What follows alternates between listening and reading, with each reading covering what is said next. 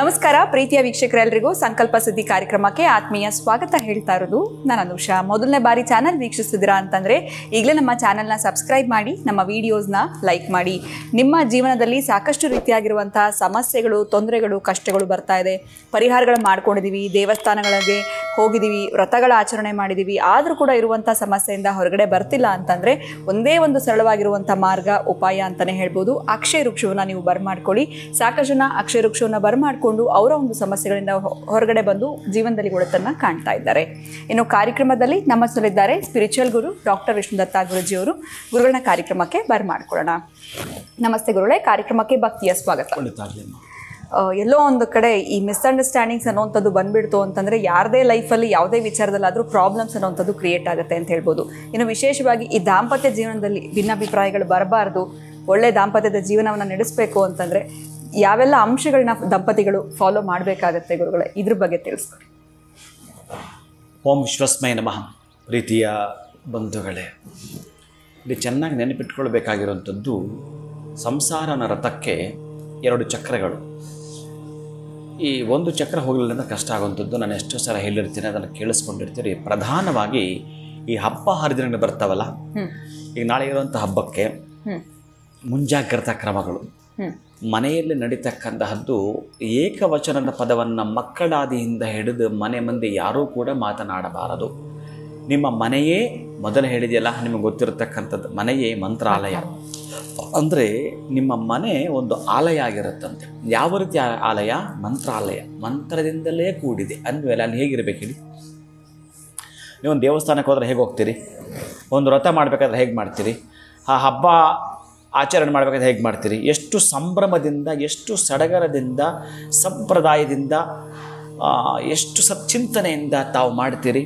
ಹಾಗೆಯೇ ಪ್ರತಿನಿತ್ಯವೂ ಕೂಡ ನಾನು ನೋಡಿದ್ದೀನಿ ಕೆಲವು ಮನೆಗಳನ್ನು, ಆ ಅತ್ತೆ ಮಾವ, ಸೊಸೆ, ಮಗ, ಮಕ್ಕಳು, ಮೊಮ್ಮಕ್ಕಳು ಏನು ಮಾಡ್ತಾರೆ ಅಂತ ನನ್ನ ಒಂದಷ್ಟು ಭಕ್ತರು ತುಂಬ ಮಂದಿ ಇದೆ, ನಾನು ಅವ್ರು ನೋಡಿದ್ದೇನೆ. ಅವರು ಅನುಸರಿಸ್ತಾರೆ, ಅವರು ಅನುಸರಿಸ್ತಾರೆ. ಏನಾದರೂ ಬಂದರೆ ಸಣ್ಣ ಪುಟ್ಟ ಇತ್ಯರ್ಥ ಅವರಲ್ಲೇ ಮಾಡ್ಕೊಂಡ್ಬಿಡ್ತಾರೆ. ದೊಡ್ಡ ತನಕ ಹೋಗೋದೇ ಇಲ್ಲ, ದೊಡ್ಡವ್ರ ತನಕ ಹೋಗೋದೇ ಇಲ್ಲ. ಹಾಗೆ ಮಾಡಿಕೊಡಲಿಕ್ಕೆ ಸಾಧ್ಯವಿದೆ. ಮನೆಯಲ್ಲಿ ಒಬ್ಬ ಯಜಮಾನ ಇದ್ದರೆ ಹೀಗೆ ನಡೆಯುತ್ತೆ. ಮನೆಯಲ್ಲಿ 4 ಜನ ಯಜಮಾನ ಆದರೆ 4 ಡೋರ್ ಅವು ಸ್ಟಾರ್ಟ್ ಆಯಿತು. ಅದನ್ನು ಬಿಡಬೇಕು. ಅದಕ್ಕೆ ಎಲ್ಲ ನಮಗೆ ತಿಳಿದಿದ್ದರೂ ತೀರಾ ಸಣ್ಣವರಿಂದ ಕಲಿಯೋದು ಇದೆ, ಸಣ್ಣ ಮಗುವಿಂದ ಕಲಿಯೋದು ಇದೆ. ಮಗು ಯಾರಿಂದ ಕಲಿಬೇಕಂದ್ರೆ ಆ ಮಗುವಿಂದ ಕಲಿಬೇಕು. ಅದು ನಗ್ತಾ ಇರುತ್ತೆ, ಅದು ಗೊತ್ತಿರುತ್ತೆ, ಅದು ನಗುವಿನ ಅಧಿದೇವತೆ ಆಗಿರುತ್ತೆ. ಅದಕ್ಕೆ ನಾನು ಏನು ಹೇಳ್ತೀನಿ ಅಂತಂದರೆ, ಸಂಸಾರ ಸಾಮ್ರಾಜ್ಯವಾಗಬೇಕಾದ್ರೆ ದುಃಖವನ್ನು ಮರೆಮಾಚು ಅಂತ ಹೇಳ್ತಾನೆ. ನೀವು ಹಬ್ಬ ಬೇರೆ ದಿನದಲ್ಲಿ ಒಂದಷ್ಟು ಕಿತ್ತಾಟ ಮಾಡಿಕೊಂಡ್ರೆ ಒಪ್ಕೊಳ್ಳೋಣ, ಒಂದಷ್ಟು ಜಗಳ ಮಾಡಿಕೊಂಡ್ರೆ ಒಪ್ಕೊಳ್ಳೋಣ. ಇನ್ನು ಸಂಸಾರ ಮೇಲೆ ಸಣ್ಣ ಪುಟ್ಟ ಇಶ್ಯೂಸ್ ಬರುತ್ತೆ, ಒಪ್ಕೊಳ್ಳೋಣ. ನೀವು ಈ ಹಬ್ಬ ಹರಿದಿನಗಳಲ್ಲೇ ಮಾಡಿಕೊಂಡ್ರೆ ಇನ್ನು ನಿಮಗೆ ಎಕ್ಸ್ಕ್ಯೂಸ್ ಇಲ್ಲ.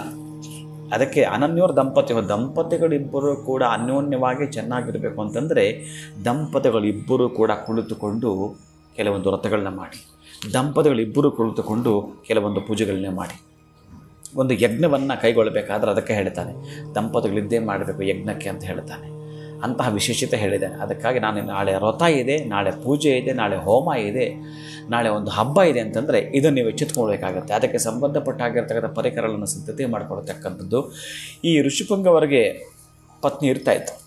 ಆ ಋಷಿಪುಂಗವರ ಪತ್ನಿಯರ ಸಂಬಂಧಪಟ್ಟಾಗ ಯಜ್ಞಗಳಲ್ಲಿ ಪಾಲ್ಗೊಳ್ತಾಯಿತ್ತು. ಯಜ್ಞ ದೀಕ್ಷೆ ಅಂತ ಮಾಡಬೇಕಾದ್ರೆ ಅದು ಇದ್ದದ್ದೇ. ಅದಕ್ಕಾಗಿ ನಿಮ್ಮ ಈ ದಾಂಪತ್ಯ ಸುಖ ಆಗಿರಬಹುದು, ನಿಮ್ಮ ಬದುಕಿನ ಬಂಡಿ ಸಾಗಿಸಲಿಕ್ಕೆ ಮೂಲ ಈ ಹಬ್ಬ ಹರಿದಿನಗಳು ಅದಕ್ಕಾಗಿಯೇ ಬರ್ತಾವೆ. ಅದಕ್ಕೆ ನಾನು ಹೇಳ್ತೀನಿ, ಪ್ರತಿ ತಿಥಿಗೂ, ಪ್ರತಿಯೊಂದು ನಕ್ಷತ್ರಕ್ಕೂ, ಪ್ರತಿಯೊಂದು ವರ್ಗ ಅದರದ್ದೇ ಆಗಿರತಕ್ಕಂಥ ಆದ್ಯತೆ ಇದೆ. ಈ ಶುಕ್ಲ ಪಕ್ಷದಲ್ಲಿ ಬರ್ತಕ್ಕಂಥ 15 ತಿಥಿಗಳು, ಕೃಷ್ಣ ಪಕ್ಷದಲ್ಲಿ ಬರ್ತಾ 15 ತಿಥಿಗಳು, ಒಂದೊಂದು ತಿಥಿಗೂ ಒಂದೊಂದು ಅಧಿದೇವತೆ ಇರುತ್ತೆ. ಅದಕ್ಕಾಗಿ ಈ ಹಬ್ಬ ಹರಿದಿನಗಳು ಬಂದಾಗ ಬಹಳಷ್ಟು ಬೇರೆ ದಿನದಲ್ಲಿರ್ತಕ್ಕ 10 ಪಟ್ಟು ಇಲ್ಲಿ 100 ಪಟ್ಟು ಶಕ್ತಿ ಇರುತ್ತೆ. ಅಂಥ ದಿನದಲ್ಲೇ ನೀವು ಕಿತ್ತಾಡಿದ್ರೆ ಅದು ಇನ್ನೂ ಜಾಸ್ತಿ ಆಗ್ತಾ ಬರುತ್ತೆ. ತುಂಬ ಯಥೇಚ್ಛವಾಗತಕ್ಕಂಥದ್ದು ಇರುತ್ತೆ. ಅದಕ್ಕಾಗಿ ಈ ಅಶ್ವಿನಿ ದೇವತೆಗಳು ಯಾವಾಗಲೂ ಅಸ್ತು ಅಂತಿರ್ತಾರಲ್ಲ, ಅದಕ್ಕೆ ನೀವು ಕಿತ್ತಾಡೋದಕ್ಕೂ ಅಸ್ತು ಅಂದರೆ ಮತ್ತು ಅದೇ ಆಗ್ತಾ ಇರುತ್ತೆ. ಯಾವುದೋ ಒಂದು ಸಣ್ಣದು ಹಿಡ್ಕೊಂಡು ನೀವು ಅದನ್ನೇ ಮಾಡ್ತಿರ್ತೀರಿ. ಯಾರೇ ಆಗಿದ್ದರೂ ಕೂಡ ಅಲ್ಲಿ ಜಗಳ ಆಗುತ್ತಿದೆ ಅಂದರೆ ನಾನು ಒಬ್ಬಳೇ ಇದ್ದೀನಿ, ಅದು ನಾನು ಒಬ್ಬನೇ ಇದ್ದೀನಿ ಅಂತ ಮನಸ್ಸಿಗೆ ಹಾಕ್ಕೊಳ್ತಾ ನೀವು ಮುಂದೆ ಹೊರದರೆ ಆ ತೊಂದರೆಯಿಂದ ಹೊರಗೆ ಬರಲಿಕ್ಕೆ ಸಾಧ್ಯವಾಗುತ್ತೆ. ಪ್ರೀತಿಯ ಕಳಕಳೆಯ ಮನೆಯಲ್ಲಿ ನೆಲೆದಾಡ್ತಿರಬೇಕು, ನಗುಮುಖಗಳೇ ಕಾಣಿಸಬೇಕು, ಆಮೇಲೆ ಸತ್ಕಾರ್ಯಗಳು ಜರುಗುತ್ತಿರಬೇಕು, ಅತಿಥಿ ಸೇವೆ ಅಲ್ಲಿ ನಡೀತಿರಬೇಕು, ಅನ್ನದಾನ ಹಾಕ್ತಿರಬೇಕು. ಆ ಮನೆ ಪುಷ್ಕಳವಾಗಿ ನಡೀತಾ ಇರುತ್ತೆ. ಹೇಗೋ ಒಟ್ಟಾರೆಯಾಗಿ ಒಂದು ಹಂತಕ್ಕೆ ತೆಗೆದುಕೊಂಡು ನಿಮ್ಮದೊಂದಷ್ಟು ಬಾಧೆಗಳು, ಒಂದಷ್ಟು ಸಾಲ ಇದ್ದರೂ ಕೂಡ ಈ ಸೇವೆಗಳಿದಾವಲ್ಲ, ಈ ಹಬ್ಬ ಹರಿದಿನಗಳು ನೀವು ಮಾಡ್ತಕ್ಕಂಥದ್ದು ಖುಷಿಯ ಲವಲವಿಕೆಯ ದಿನಗಳಿದಾವಲ್ಲ, ಅವು ನಿಮ್ಮನ್ನು ಹೇಗೋ ಮರೆಮಾಚಿ ಅದನ್ನು ಪಕ್ಕಕ್ಕೆ ಸರಿಸಿ ಒಳ್ಳೆಯ ದಿನಗಳನ್ನಾಗಿ ನಿಮಗೆ ಮಾಡಿಕೊಡ್ತವೆ. ಅದಕ್ಕಾಗಿ ತೋರಣ ಕಟ್ಟುವಂಥದ್ದು, ನೂತನ ಉಡುಪುಗಳನ್ನು ಧರಿಸುವಂಥದ್ದು, ಸಿಹಿ ಉಣ್ತಾ ಸಿಹಿ ಮಾತುಗಳನ್ನ ಈ ಹಬ್ಬ ಹರಿದಲ್ಲಿ ಮಾತಾಡ್ಕೊಂಡು ಇನ್ನು ಉಳಿದಿದ್ದ ಭಗವಂತನಿಗೆ ಬಿಡಿ. ಹೇಗೆ ರಾರಾಜಿಸ್ತಿರೋ ನೀವೇ ಈ ವರ್ಷದಲ್ಲಿ ಪರೀಕ್ಷೆ ಮಾಡಿ.